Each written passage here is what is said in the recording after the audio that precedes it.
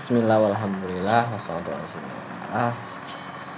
Kali ini saya ingin menjelaskan tentang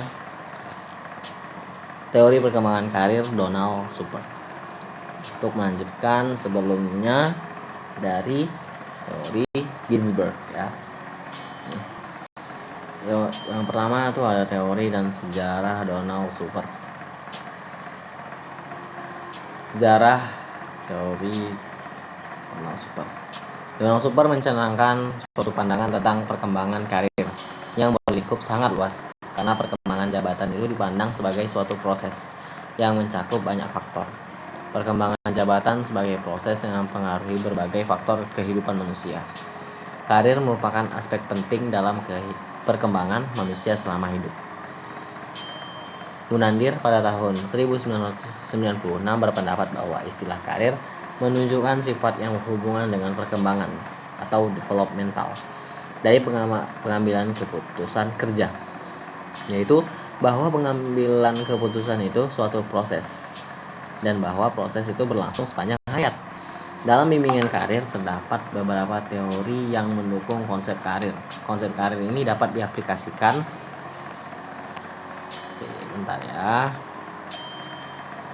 konseling karir ini dapat diaplikasikan dalam berbagai aspek kehidupan. Salah satu teori karir adalah teori rainbow yang dikembangkan oleh Donald Super, yang lebih dikenal dengan teori super.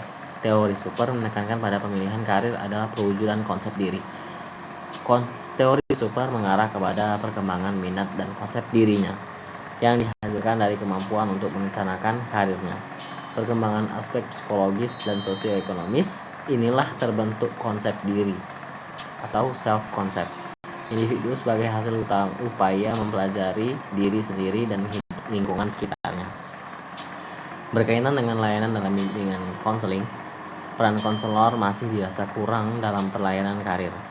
Konselor hanya menekankan pada pelayanan karir jangka pendek, seperti pemberian informasi untuk pemilihan jurusan. Pencakupan jangka panjang sangat kurang dalam pelayanan konselor, padahal dalam teori super ini menyatakan bahwa teori perkembangan karir adalah sepanjang hidup atau lifespan career development. Donald Super memberikan pandangan tentang perkembangan karir yang berlingkup sangat luas, karena perkembangan jabatan itu dipandang sebagai suatu proses yang mencakup banyak faktor. Sebelum mengulas terkait teori Donald Super, maka pembahasan ini adalah sejarah atau biografi Donald Super.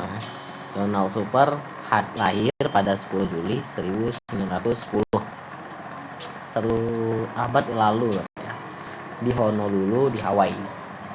Ayahnya adalah personil spesialis, kemudian ibunya seorang penulis. Dalam karya terakhir, Super merupakan mahasiswa dari Oxford University dan menerima gelar BA dalam sejarah ekonomi. Kerja pertama Super adalah sebagai spesialis penempatan kerja di Cleveland YMCA dan secara bersamaan mengajar di Fern College yang sekarang disebut Cleveland State University. Petunjuk dasar teori ini adalah penelitian oleh Super di bidang pengembangan karir beberapa tahun sebelum diluncurkannya buku pernyataan pertama teoritisnya. Super terdorong ke dalam pernyataan pertama teoritisnya oleh upaya berteori dari Ginsberg dan rekan-rekannya. Lanjut, tahapan utama dari teori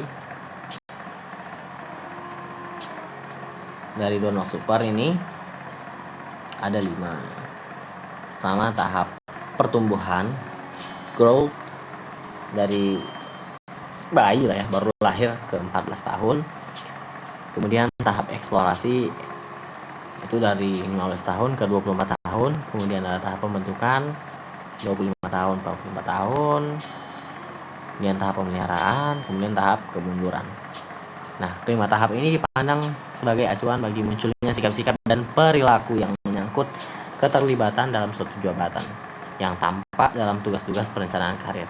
Pada masa-masa tertentu dalam hidupnya, individu dihadapkan pada tugas-tugas perkembangan karir tertentu, yaitu perencanaan garis masa depan, mental session antara 14 sampai 18 tahun yang terutama bersifat kognitif dengan meninjau diri sendiri dan situasi hidupnya.